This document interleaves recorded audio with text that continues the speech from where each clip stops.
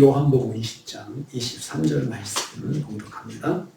요한복음 20장 23절 말씀 같이 봉독합니다. 너희가 누구의 죄를 사하면 사하여질 것이요 누구의 죄든지 그대로 두면 그대로 있으리라 하시니라. 아멘. 아멘.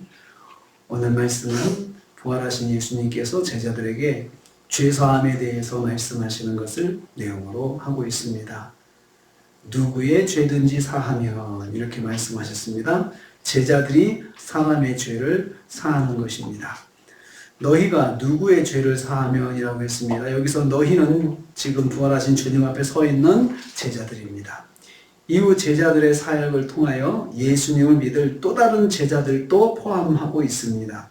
오늘날 예수 믿고 예수님을 따르는 성도들, 저와 여러분을 말합니다. 제자들이 사람의 죄를 사한다고 했습니다. 복음을 듣는 사람들의 죄를 말합니다. 여기서 죄는 복음 듣는 사람들의 죄를 말합니다. 복음을 듣는 사람들의 죄가 용서된다는 말씀입니다. 복음을 듣는 제자들의 사역 현장에는 죄사함의 역사가 반드시 있음을 말씀하고 있습니다. 예수님은 제자들이 세상에 나가서 복음을 전할 때 죄사함의 역사를 행할 것을 말씀하신 것입니다. 제자들이 전하는 복음에는 죄사함의 권세가 있습니다. 두 번째로 제자들이 죄를 사하는 것은 아닙니다. 그것들이 사하여질 것이요 라고 했습니다. 제자들이 죄를 사하는 권세가 있다는 말씀은 아닙니다. 죄를 사하는 권세는 오직 하나님께만 있습니다. 사람의 권세는 죄를 지은 사람의 권세, 죄 용서의 권세는 온 천하 만물을 창조하시고 또 다스리시고 심판하실 하나님만의 고유한 권한입니다. 마가복음 2장 7절 말씀에 이렇게 이야기하고 있습니다. 이 사람이 어찌 이렇게 말하는가? 신성모독이로다. 오직 하나님 한 분 외에는 누가 능히 죄를 사하겠느냐. 바리새인들도 이것을 잘 알고 있는 내용입니다. 이 말씀은 성령이 내주하시는 사람들을 전제로 하는 것입니다. 성령께서 제자들의 복음 사역과 함께 하실 때 일어날 변화에 대한 말씀입니다. 제자들이 죄 문제를 다룰 수 있다는 것입니다. 성령이 함께 하시는 제자들은 복음을 전할 때 죄의 문제를 다뤄야 한다는 뜻입니다. 복음에는 죄 문제를 해결하는 키가 있습니다. 세 번째로 제자들은 죄사함을 선포함으로 죄를 용서받게 할 수 있습니다. 제자들이 죄를 사한다 이 말은 죄사함을 선포하는 것을 말합니다. 복음을 전할 때 죄가 사하여졌음을 선포할 때 그대로 이루어진다는 뜻입니다. 성경에 마태복음 18장 18절 이런 말씀이 있습니다. 너희가 땅에서 매면 하늘에서도 매일 것이요 땅에서 풀면 하늘에서 풀리리라 하는 이 말씀하고 동일한 의미를 가지고 있습니다. 제자들이 사실을 선포할 때 주님께서 죄사함을 이루신다는 말씀입니다. 사하여질 것이다 라고 했습니다. 수동형입니다. 죄사함이 예수 그리스도에 의해서 그대로 이루어지는 것을 말씀합니다. 단지 제자들은 죄사함의 은혜를 선포할 수 있습니다.